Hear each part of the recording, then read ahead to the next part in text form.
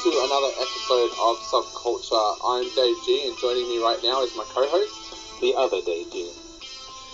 And today we're going to be taking a look at all of the news that's been happening in the Geekverse over the past week or so. And I guess the big news that seems to be dividing everybody at the moment is this news about Paramount and Star Trek. Now, we thought we were going to be doing this show today talking about the demise of Star Trek at Paramount, but in the last few hours, Paramount have basically come out and denied the fact that they're not going to be making any more Star Trek films. And Harley, you just sat down and had a bit of a read through what Paramount has said in response, and what is the answer?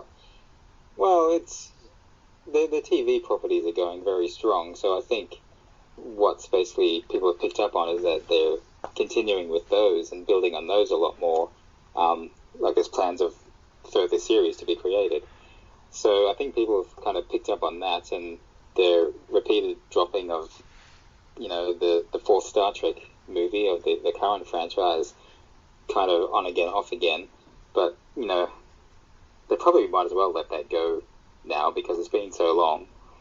And I've heard all sorts of things over the past few years about whether or not even the cast wants to be a part of it. So, yeah, I don't know. I find it a bit weird, but apparently what it says is there's no firm decision to stop making Star Trek films. Yeah. They're still on the cards. Cool. But, I think you're right there, because I did like the last few Star Trek films, and I'm not, like, a really big Star Trek fan. Like, I've never... I'll watch an episode if it comes on TV, kind of thing, but I've never really gone out and, like, bought DVDs or bought Blu-rays of the TV series, but I did buy the movies because I kind of liked them. And I thought they got the casting kind of right in those films, but I think you're right in the sense that it's been too long since the last one. And there's so many Star Trek franchises they could basically bring out, a version of the Next Generation, or even go with what's been successful on TV recently, like Discovery. Like, I really enjoy Discovery. That plus the recent films, they've kind of upped the quality a bit and put a bit more oomph into it, which is kind of what the problem with Star Trek was in the past. It was very stale and stagnant. We're just walking around a studio constantly, sitting in the control room, walking through corridors, not heaps of action. Like, there was, but, not... I think in the later series they started to pick it up a bit. Yeah. It's really funny because just the other night on Have You Been Paying Attention, they did a whole segment where they looked at some of the more dodgier storylines and dodgier scenes in the early Star Trek, and, like, basically had questions like, what comes out of this box? Like, kind of thing, because they were so kind of, like, trashy and bad. But, yeah, look, I thought the modern day ones with people like Simon Pegg attached to them were really good.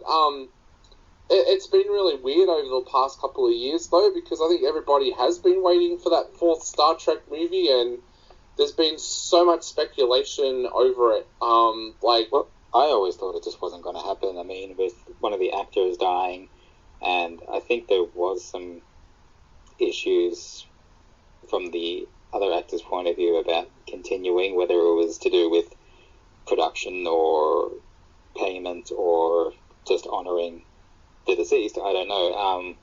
But it just seems like it's been hounded with issues for ages, so I could totally understand them not doing a continuation of that series. Yeah. And the weird thing about it being so long between drinks has been also that it's one of J.J. Abrams' huge loves. And I know he's been busy with Star Wars as well, but the whole... He probably should have left that alone, hey? Yeah, the whole rebooted Star Trek was basically off his bat. Like, it was his Bad Robot production company that kind of urged Paramount to get involved with the whole thing, and it just seems weird that, like, for someone who's so passionate about it, that he has, like, kind of waited for so long. There's even been rumours that, like, Quentin Tarantino wanted to get involved with the new Star Trek stuff as well. So it seems really weird that Paramount as a company have kind of like held on to it for so long and not done anything with it when you have big name people like wanting to become involved. I think it's because there's been certain issues of late, because when Discovery started, that entire first season was basically plagiarized from, I think, a video game. So there was a whole lot of hubbub around that. So they had to kind of smooth things out, or I don't know if they ended up having to pay some royalties or something, but you know what? They should have just paid for the game, because that was really good. Like, that got me quite back into Star Trek. But I liked some of the stuff in the 90s, but I've tried to sit down and watch, multiple episodes in a row, and it's so hard. It really is hard. But these latest ones, they've updated and they're moving with the times, and they know what the audiences want now, so it's good. Yeah. So moving along with that, the other big news that's broken here in Australia in the past few days has been that the alliance between Warner Brothers Pictures and Village Roadshow is coming to an end at the end of December, which is really strange because it's been a few decades that they've had the alliance here in Australia, to the point where they co-built a theme park together, Warner Brothers Movie World, which I think was built in the early 1990s. So that's how long the relationship between the two companies has been going. So what they've actually said this means is that Warner Brothers won't be co-releasing movies anymore with Village Roadshow in Australia. It's part of the big reshuffle that Warner Brothers have been doing worldwide. The rumour is, and I'll say rumour because a couple of outlets have reported that this is the case, and it hasn't been confirmed. It was not in the letter that Village Roadshow wrote to the Australian Stock Exchange, that Universal are going to pick up the rights to Warner Brothers in Australia, which is going to be huge in itself, because it's going to mean that after the sales last year of E1 and companies like that to Universal, that our cinema market here in Australia for releases is pretty much going to be Universal versus Disney, with all the others being like small fry kind of in the middle there, because Disney bought 20th Century Fox and stuff like that. There's kind of weird rumblings about Paramount and Sony joining forces as well, so it's really narrowing down that market of how many distribution companies there are in Australia. Yeah, look, I guess to the general public it won't make a huge difference, but you kind of see this thing going on, like Disney buys up everything now, and you're not supposed to have monopolies, but it kind of feels like we're heading that way with a lot of things, doesn't it?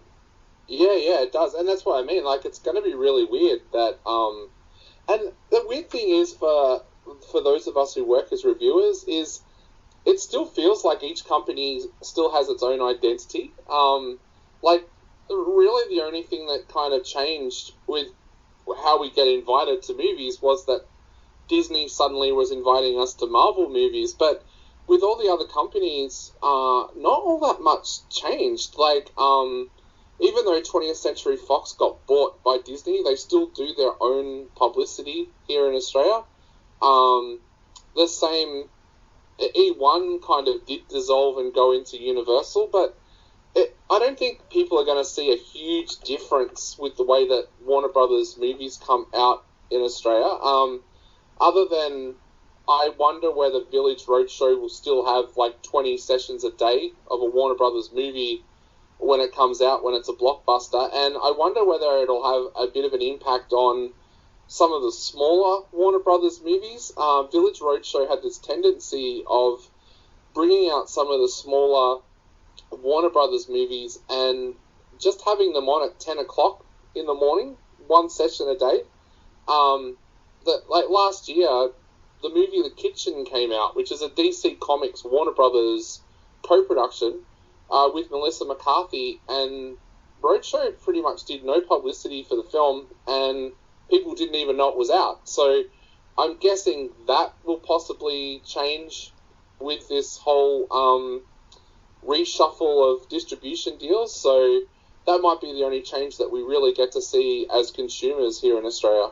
Yeah, because I hadn't heard of the kitchen one until you mentioned it just before. So it's now up on Netflix, so everybody go and check it out, because it didn't get much of a cinema release here in Australia. Oh, it's got Tiffany Haddish. Okay, that's enough for me. Yeah. And the third big bit of news coming out over the last couple of weeks, the launch of the WandaVision trailer. Yes. A trailer that seems to have a few people shaking their head or like with a little bit of confusion. What did you think of the trailer? It's mostly stuff I'd kind of seen bits and pieces of before, mostly. There were a few extra things, so I'm wondering who the extra characters are going to be in there. I do like the idea that it's kind of the reality-altering stuff is in the comics, the Scarlet Witch does kind of alter reality or can make the impossible or the unlikely thing happen. And she hasn't been the proper Scarlet Witch in the Marvel Cinematic Universe. She's just been... It's kind of hard to tell what she's been, actually. She's kind of like psi-powered, but kind of not. Like, she didn't make sense. So hopefully now they're going to make her a proper comic-like Scarlet Witch, and there's been some people hypothesizing that this is how X-Men are going to enter into the Marvel Cinematic Universe. Is it kind of twisting dimensions so that mutants have suddenly always been there, or... Yeah, there's all sorts of hypotheses going on, but I just hope it does justice to the characters. That's the main thing right now. Yeah. You mentioned earlier that there's been a bit of talk that that there's a Magneto like hint in the trailer as well. I saw a couple of things. I keep getting these notifications on like YouTube and stuff, and people have been putting up things where they think that there might be a hint of him appearing in there, which would kind of work because they are related in the comics, or they had this relationship of he's their father, but no, he's not really, but yes, he is really, but no, he's not really, but yes, he is really. So, so it could be anything. But look, I didn't specifically see anything that said Magneto's there, but there does appear to be a scene where someone gets sort of knocked through some sort of portal and lands in what kind of looks like a prison camp, like Nazi style. So that could hint at, Magneto's history. But that's just pure speculation based on rumors, and it would be great if it does appear. But look, we'll see what happens. Yeah. I'll admit, I'm one of the people kind of scratching their head a little bit about the trailer, like, having things like the mum from that 70s show thrown in there, like, it was kind of... Well, that was the thing that got me most excited in the trailer. Just because I'll laugh watching that. Yeah, I'm excited because I love that 70s show, but it was just kind of like, where did that come from? Like, is Red Foreman going to show up at some stage too? Like, yeah. He should be Magneto. Yeah.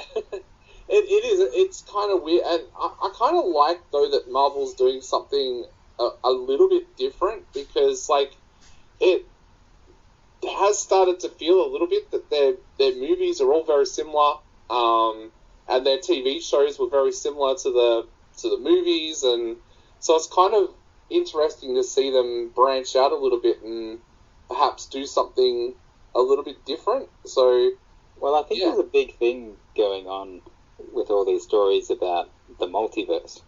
So I think this is where all the changes are going to come from, introducing Fantastic Four and X-Men and whatever else. And they've been talking that, who was it? I think it's Kang the Conqueror is going to be the next major villain across all the movies. Yes, yeah. And so he's kind of a time traveler as well, I think. So that would make sense if they're entering this whole multiverse thing, that he's going to be a part of it. Maybe they're crossing dimensions or playing with dimensions as Scarlet Witch does, could be causing this. And the next Doctor Strange movie is Multiverse of Madness. So, look, I think it's going to come together in a big wibbly wobbly timey wimey way, to quote Doctor Who. Yeah. Do you think that this show is going to have legs? Like, is this a show that you think is going to do well for Marvel, or is this going to be one of those shows that seems to be coming out with comic book stuff at the moment, where it lasts a couple of seasons and then disappears into the ether, never to be seen again? I don't think it's ever going to do more than one season. I don't think it's designed to do that. I think it's just going to be their way to bring Vision back and set up the next steps in kind of the MCU continuity. Oh, look, they could do more, but I think it's unlikely. Yeah. But, that said, we've had such a hiatus this year because of all these restrictions and lockdowns and all this other nonsense. People are just going to be excited to see anything. You could throw any kind of crap at them and they'll probably love it as long as it says Marvel on it. Exactly. So, moving on to our first of our regular segments on this show, what have you been watching? What have I been watching? I just started watching an anime, not a new one by any stretch of the imagination. It's called Toradora. It's quite amusing. I just felt like something silly to watch, and it's one of those kind of high school ones with slightly outrageous characters where you get this guy who has this weird kind of glare, and everyone thinks he's like a thug or a gangster because he's got like this death stare, but he doesn't mean to do it. So everyone just completely misunderstands his character until like his friend helps him put it right. But on his first day of the new class, he runs into the meanest girl in school, who's tiny, and they call her the Palm Top Tiger because her name is Tiger. So, it's quite silly that you see these two characters that everyone thinks are the meanest, worst people in school, but she acts up by smacking him down just because they ran into each other, and so his reputation is cleared. It's like, oh, he's not a bad guy after all. But it turns out they each have a crush on the other one's best friend. So they kind of end up in this accidental friendship where they help each other to try and confess to the other's best friend. Yeah. So it's quite silly, and you can see a relationship sort of forming between them rather than the others. So it's interesting. I'm about halfway through. I think it was just sort of some easy watching. I thought it would be fun. I've been watching a bit of silly stuff lately. I think before that I was watching I think it's Taiwanese drama called Triad Princess. Pretty much what the title says. There's a girl who's a daughter of a triad boss, but they're all kind of very nice triad people.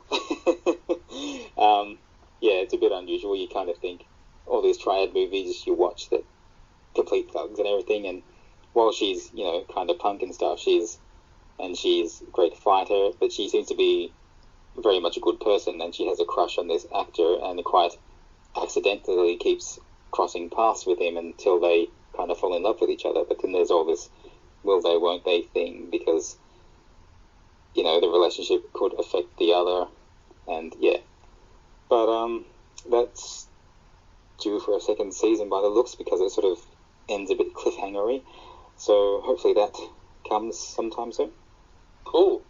I just started to go back and watch the original series of Roswell because I bought the reboot, Roswell, New Mexico, and I sat down to watch it, and I'm like, no, I actually want to go back and watch the original before I watch the new one, because they've actually put like little Easter eggs into the new one that link back to the original series, including a few of the actors popping up playing different characters that are kind of supposed to make you wonder whether or not it is an actual link to the original. So it's supposed to be a reboot, but they kind of hint at the past. Is that it?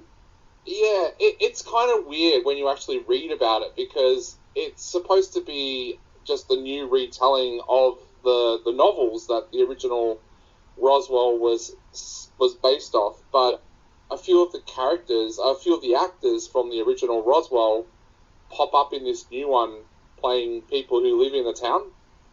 So but they're supposed to not be the same characters, so I'm kind of curious to see where it goes, because it seems really weird, because it's not even like little actors from the last one. It's like some of the actual stars of the original series. But that's what they do with all these shows. Like, look at Smallville and all the other DC shows that have happened since. They all cast people that have been in the previous series. Like Dean Cain has been in Smallville and Supergirl. They keep cross-casting. Yeah. But, so I'm kind of curious to see where it goes. But, I wanted to go back and watch the original, because I always felt that it was one of those shows that I don't feel that many people in Australia watched it as should have. Like, to me, that show should have been as popular as Buffy. And it never really did reach those heights in Australia. I remember it was on, like, when I was at uni, and it was kind of one of those shows where only, like, really hardcore kind of people knew about it, and which sounds weird saying that now, because it's the show that launched Katherine Heigl. But like, it used to annoy me. I used to hear people say, "Oh, you need to watch this show called Grey's Anatomy. It's got this great actress doing her first series called Katherine Heigl." It's like, it's not her first series. She played an alien for 3 seasons. Like, it used to really annoy me. Colin Hanks is in it as well, Tom Hanks' brother. But it's just such a great series, and like, I've gone back and started watching it, and it's one of those shows where it's like, did they really have to reboot this? Because you can go back and watch the original, and it doesn't feel dated at all. The music that's in it, you kind of think, oh yeah, that's the music I was listening to like in the early 2000s, but you don't watch it and go, this feels like it was made in the 80s when it was really like made in the 90s kind of thing. So I'm enjoying going back and watching it again. Yeah, I remember it being out, and I knew it was very popular, at least internationally. But I think it was one of those things, because I hate missing the start of an ongoing series. So if I don't see the start, I won't watch it until I get to see the start. And to date, I've never watched it. Oh, you should. You should go back and watch it. And I think it was kind of marketed incorrect here in Australia. It was really funny. They kind of marketed it as, it's Dawson's Creek with aliens. And that's so not true. Like, they do look at like teenage issues and stuff in the show, but the sci-fi element is very, very strong. Not wanting to ruin too much for anyone who hasn't seen it, but when the trio realize why they're on Earth and what they're here for, it like starts to like make them face some really big decisions. Like, you've got Michael, the character, who kind of believes that because they're aliens they need to kill to defend themselves and stuff like that. And it's kind of dark in some spots as well. Like, it does touch on things that I don't know how they're going to do it in the modern day series, because I guess you can kind of like do a spoiler when a show's been out for 20 years. Like Michael killing someone at the end of the first series. How would you do that today with like a teenager killing someone, even if it is in self-defense kind of thing?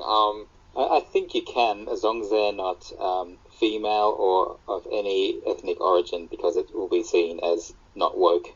Yeah. But it is. It's kind of dark with some of the stuff that it touches on. Even the fact that 2 of the characters who kind of aren't attracted to each other because they've been brought up as brother and sister find out that at some stage they have to procreate together. Like, there's some dark stuff in there that awkward family conversations.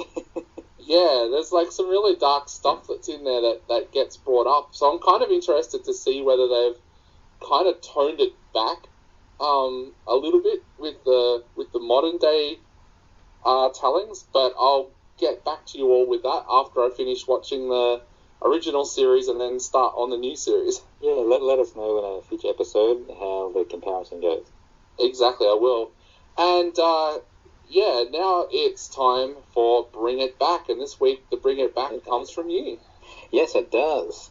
Look, there are so many things from my childhood that I want to bring back, probably mostly my childhood. Yeah, but I'm going a bit more modern at this time around. I've had this kind of idea for a while about all these Doctor Who spin-offs. So we've had the Sarah Jane Adventures, which in itself was kind of a sort of reimagining of a potential spin-off that they'd intended back in like 1980 with Doctor's companion Sarah Jane Smith as the lead character, and they also paired her with the robot dog K9. That series was originally, I think the original name was A Girl's Best Friend, and they called the first episode K9 and Company, but then they said, no, you know what, K9's going to be a good marketing thing, so let's switch it around. So they titled the series K9 and Company, and then called the first episode A Girl's Best Friend. So, but that might have been something that lost it and made it never get traction, but, you know, they filmed the pilot, and it was alright for the time. It was kind of, you know, she's a investigative journalist, so she's always sleuthing and getting into trouble. That was basically her character. So when they kind of brought her back in the modern series to have her own spin-off show, she was kind of the obvious choice. She's probably one of the most well-remembered companions and kind of had the most meat on her bones, apart from maybe the final companion of the original series, which was Ace. So there's been Torchwood as well, but I think I'm pretty sure that's just going to come back at some point in some manner or other. So I won't include that in this, but there has been a few years ago the series Class, and it seemed pretty popular, but then it just never went to a second season, and it set up all this stuff for a second season. So yeah, it's a little bit annoying. Now, as for the Sarah Jane Adventures, the actress Elizabeth Sladen, she died from cancer. So halfway through season 5, it finished. That was quite unfortunate, but you get all these younger actors that were accompanying her as like her adoptive son and his friends, and it kind of set up a whole, you know, a whole bunch of characters that kind of ended up going nowhere and didn't get a final send-off, and the same with Cast. Yep. With Class, sorry. So I thought, why not bring all of these young actors together, because they're probably about identical ages, theoretically now, so they'd kind of fit together well, but you have something that brings them all together, like past Doctor companions. So in the Sarah Jane Adventures, we saw her predecessor as a Doctor's companion, played by Katie Manning, which was Jo Grant. So she's kind of been brought back in a way. You could do that again, and she also had a young nephew or grandson in that episode. So there's another character you can bring into it. Yeah. And because the Doctor usually quite often travels with a young companion, there are so many people you could call on.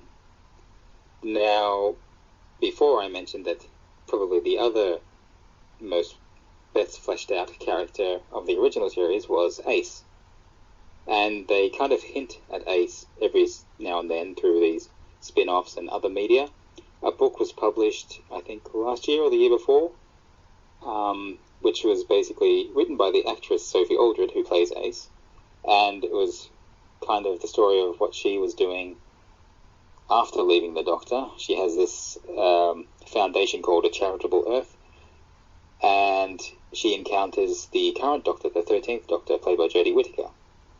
So you've kind of got Ace set up again, that she could be perhaps using this charity to interact with these other characters from Class and Sarah Jane Adventures and anywhere else in Doctor Who, frankly, and bring them all together.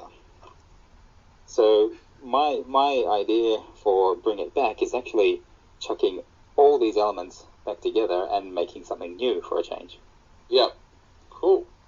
Have you thought of a name for it, or would it kind of just be like kind of a mixed match of everything? I have made a few notes every now and then because I keep thinking of stuff about this.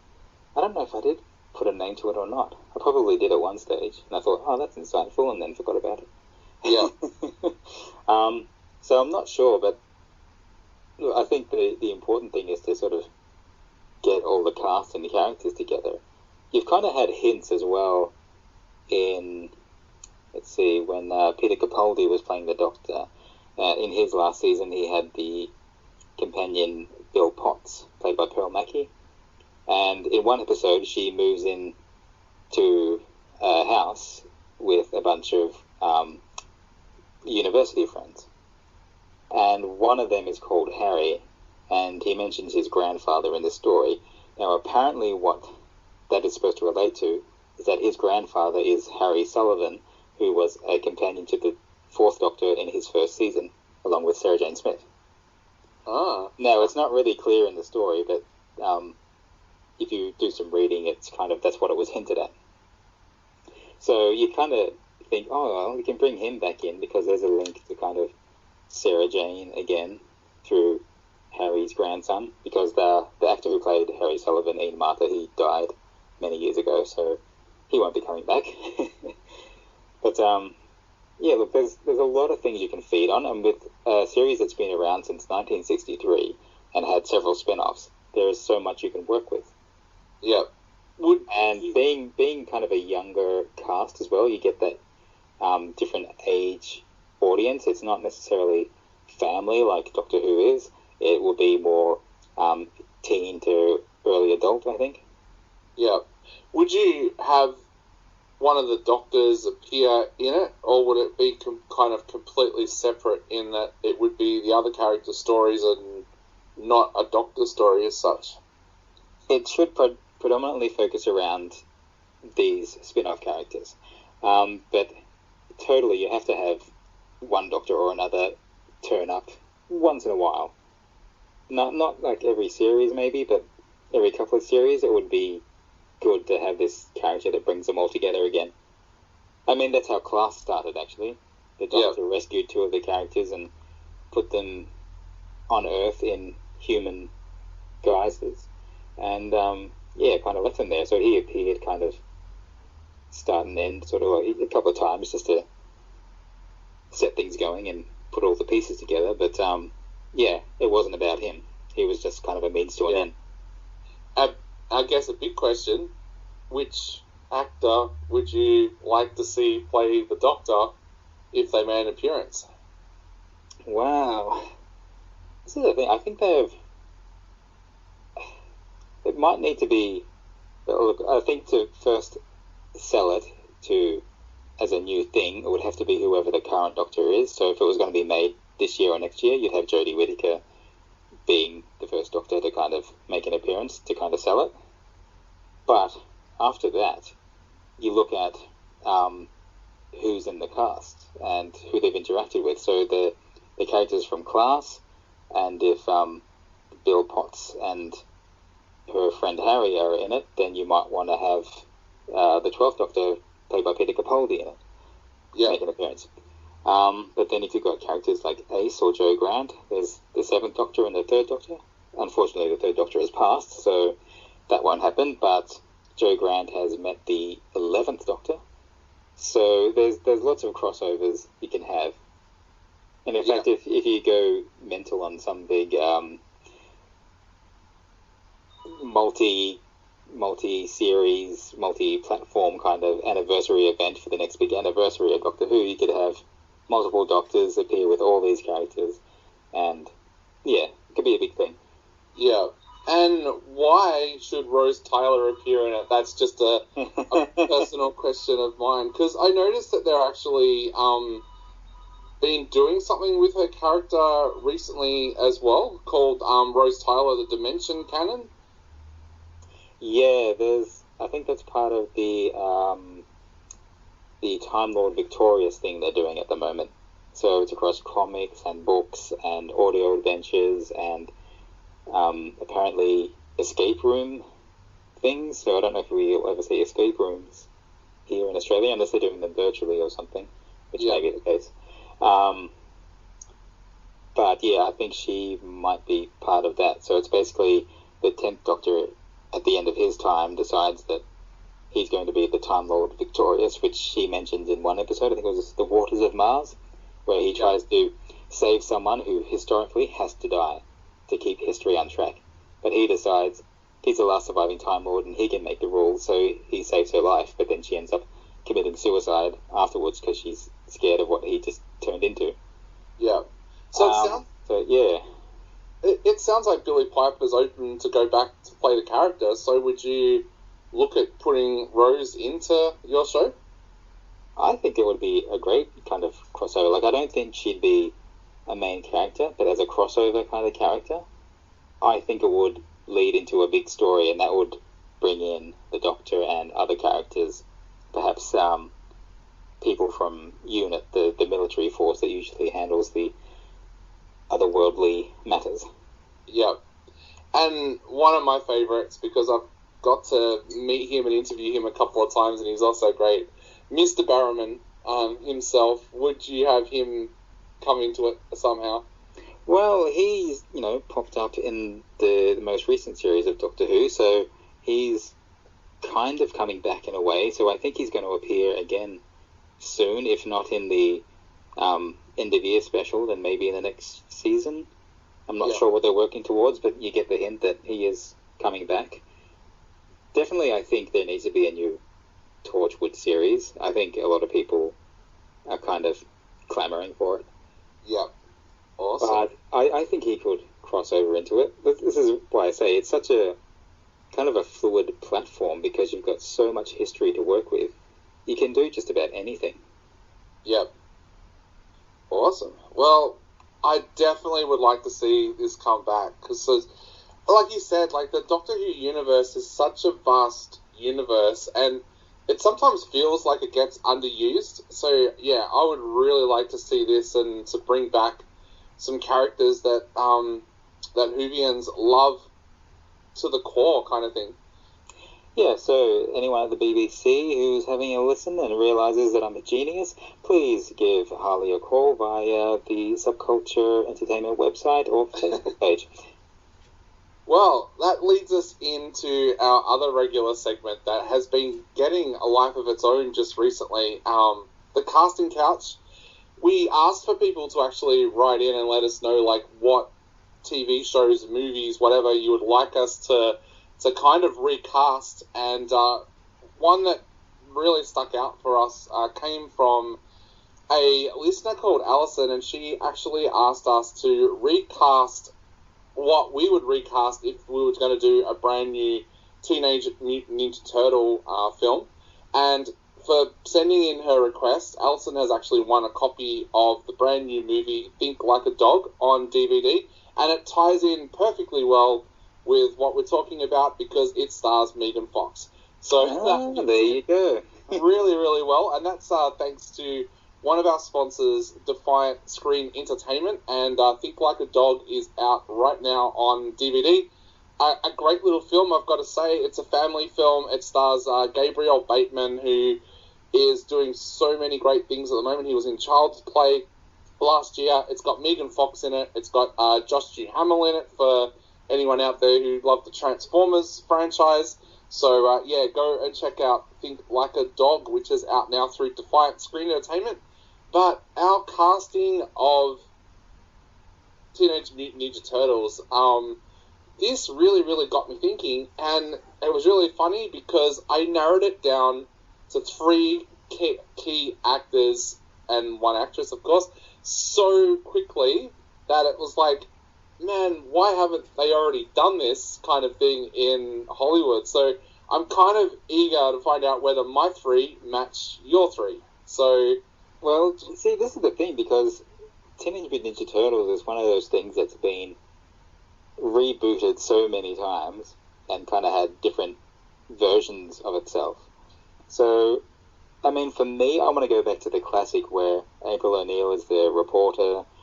Casey Jones is pretty consistent across them. He's usually the same kind of character. And Shredder is always Shredder. So, narrowing down to those three, it's like, well, yeah, okay, I think I can kind of, put my finger on what I want.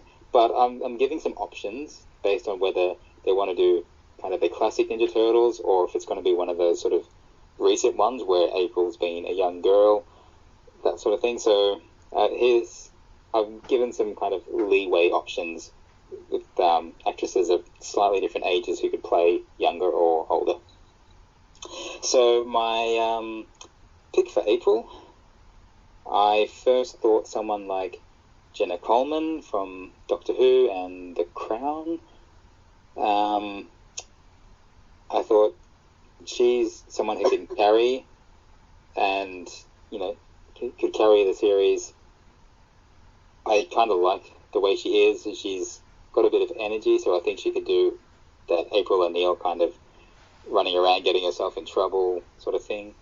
Funnily enough, I've gone with British actresses again. So, yeah, have to work on their accents.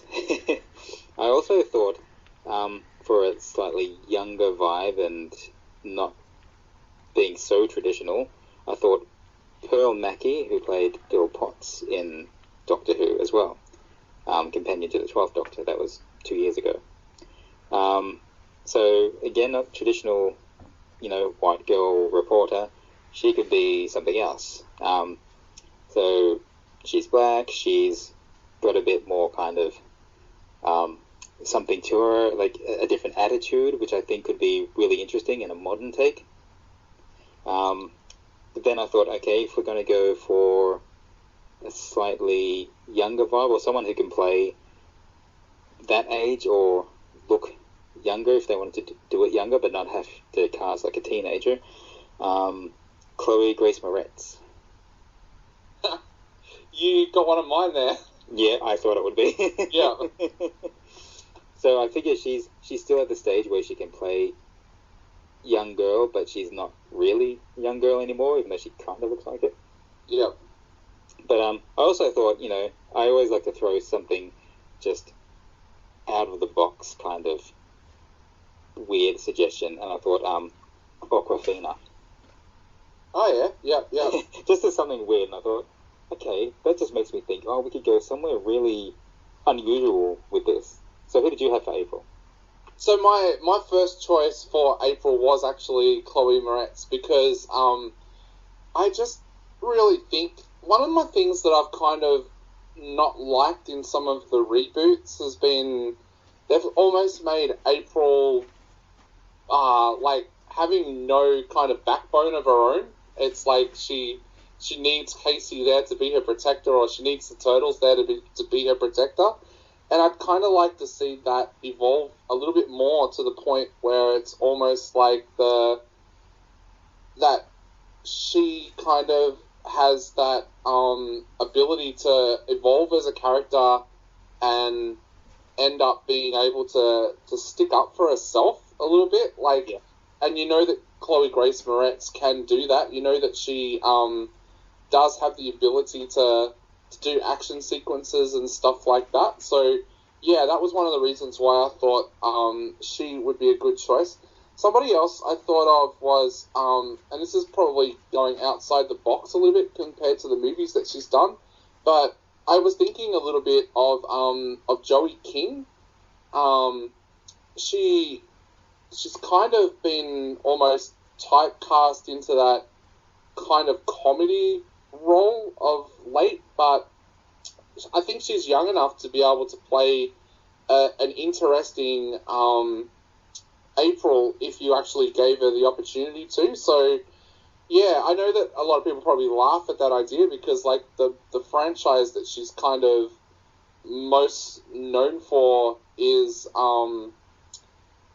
is for stuff like The Kissing Booth and that, but she's actually gone back and done like a few horror movies like The Conjuring and stuff like that, and kind of really shows that she does have that ability to be like in a more kind of adult kind of role. Another one that I wouldn't mind seeing her at least audition for it would be Peyton Elizabeth Lee. She's the star of the brand new Disney Plus superhero movie, The Secret Society of Second Born Royals. Yeah, she kind of really fits that role, like I said, for Chloe Moretz, where she can be the girl next door, but she can also go into an action role if you really needed her to. So yeah, they were my picks for April. Alright, so let's have a look at Casey. So the first thing that popped into my head was not someone I would have thought of actually casting if I was making this movie, but it just occurs to me that he keeps appearing in like everything now, and he's a guy that can do action. So as a really unusual pick, who I don't really see, honestly, being Casey Jones, but I could totally see him being cast by Hollywood, John Cena.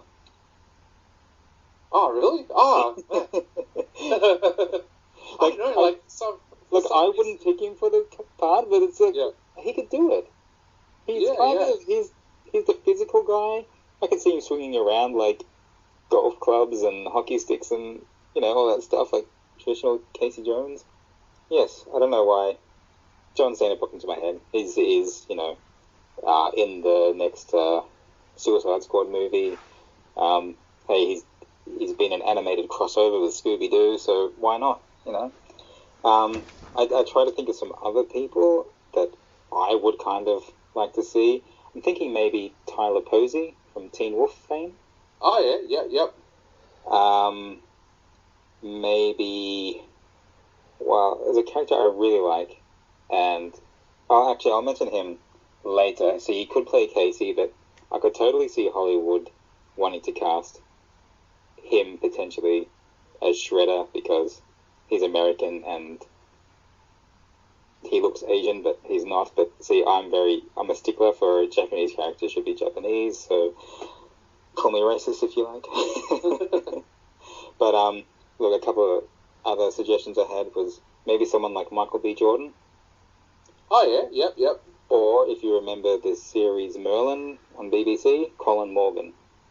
Okay, yeah, I can see that. Yeah, definitely. What about yours?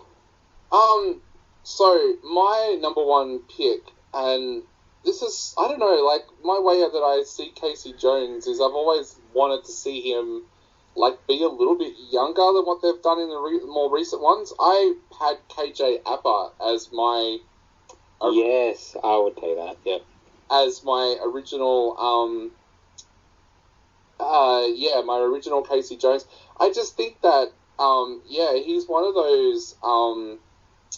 he's one of those actors that is kind of versatile with the stuff that he can do, and as we saw in kind of the later seasons of Riverdale, he can kind of like bulk up and do more of the action side of stuff as well.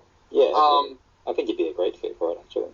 Yeah, my other two, they're both from the same show, which is kind of weird, but I thought of Justin Prentice from 13 Reasons Why, who played Bryce. Right, yeah.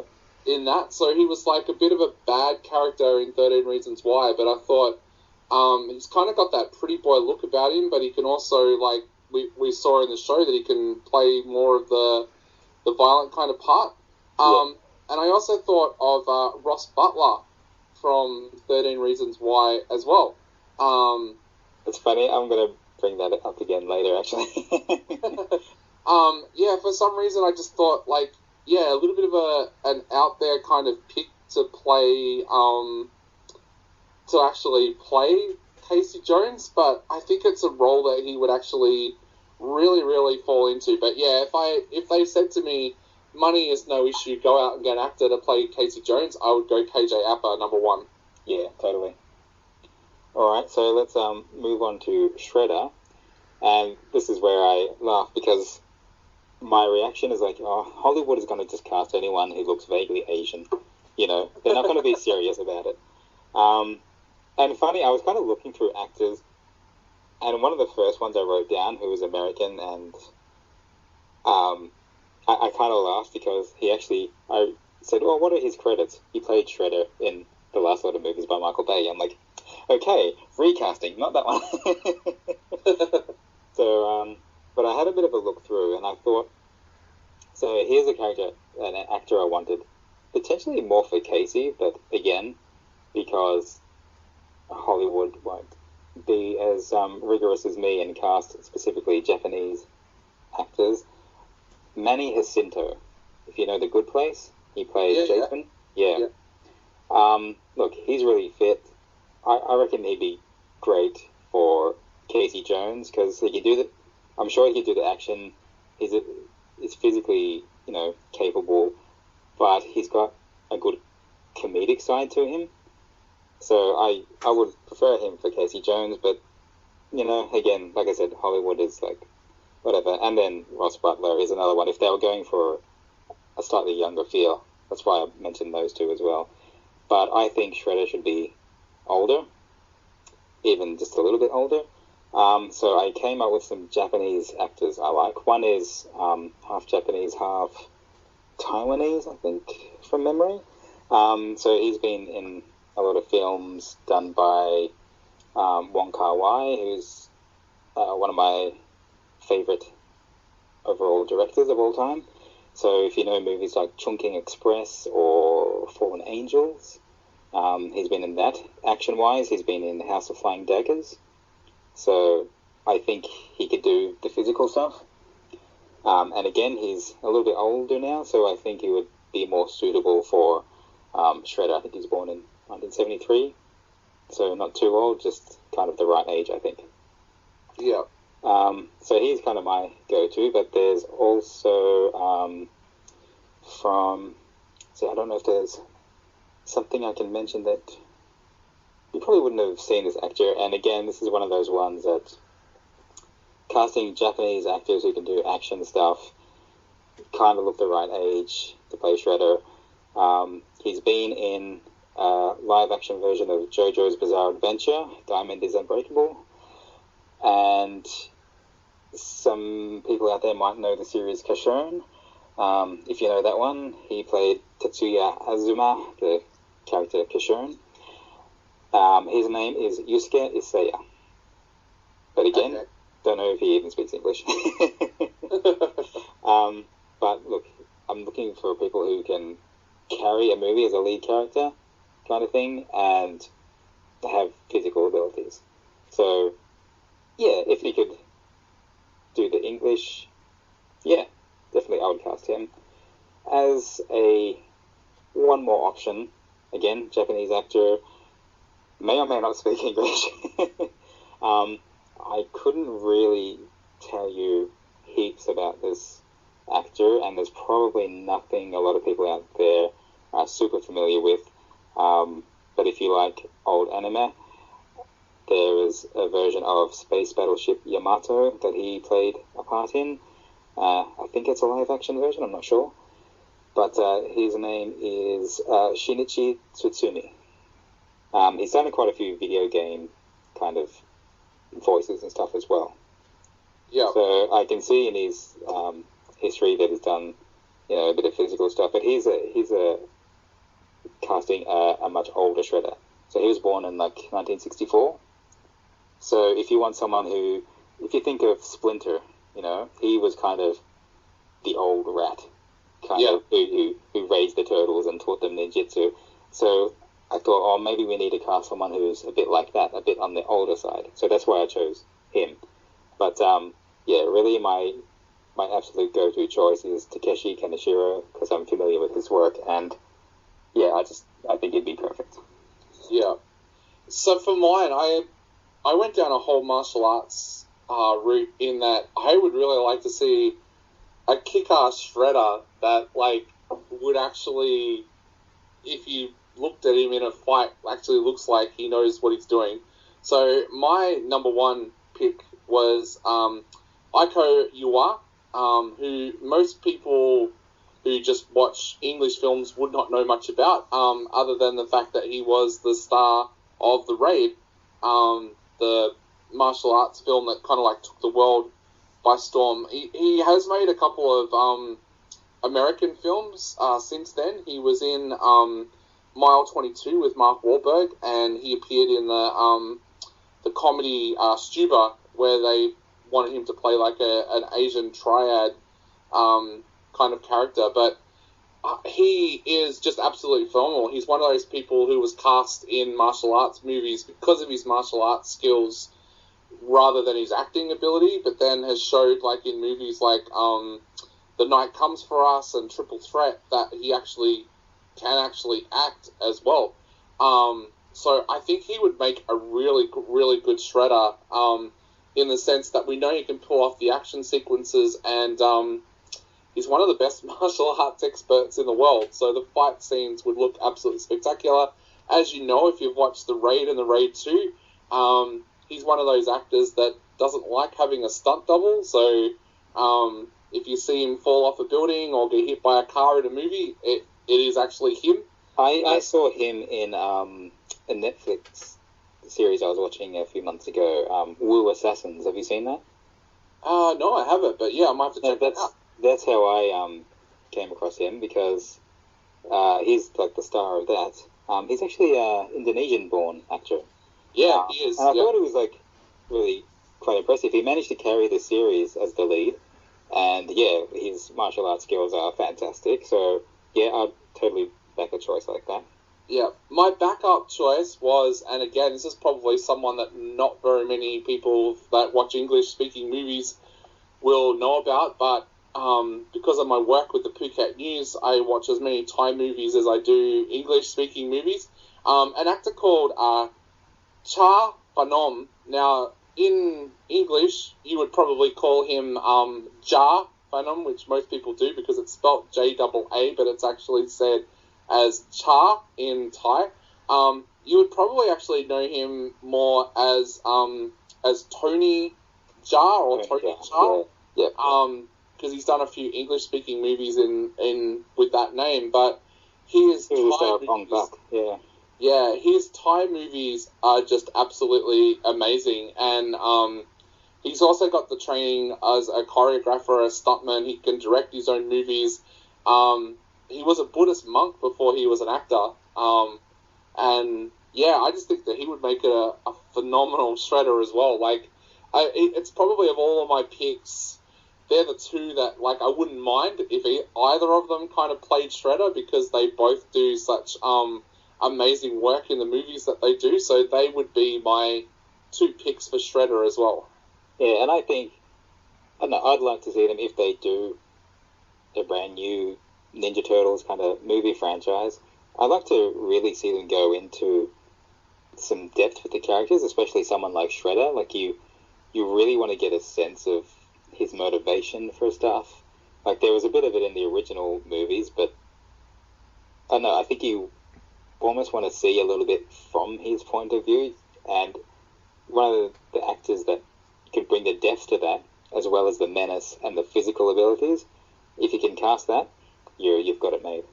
Yeah, and I don't know, I just like one of the things I like about Thai action movies and Indonesian action movies is that the action sequences look more real because the actors actually do them. Like, I've been watching like a few American action movies recently, and I realized how painfully obvious it becomes sometimes when the stunt double takes over from the actor. Like, you can really tell the scenes that are being done by the actor and the scenes that are being done by the stunt doubles, but when you watch like a Thai action movie or an Indonesian action movie, they don't use stunt doubles, so you don't have that kind of continuity kind of error. And the thing is, what I noticed with these big American blockbuster movies is they'll quite often cast like a big name actor as the villain, and yeah, of course they're not going to do the fight sequences because they don't want to have $1 million payout if John Cena falls off a building or something.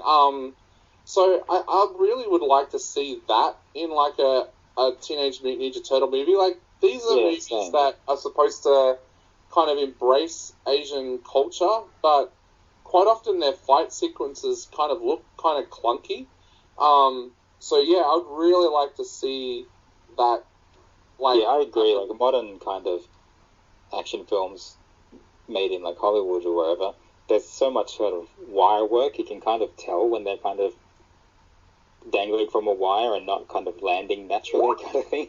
Like, yeah. Okay, Whereas like, some of the Chinese kung fu movies, they do that really well. They turn that, the way the movement on wires works, into an art form.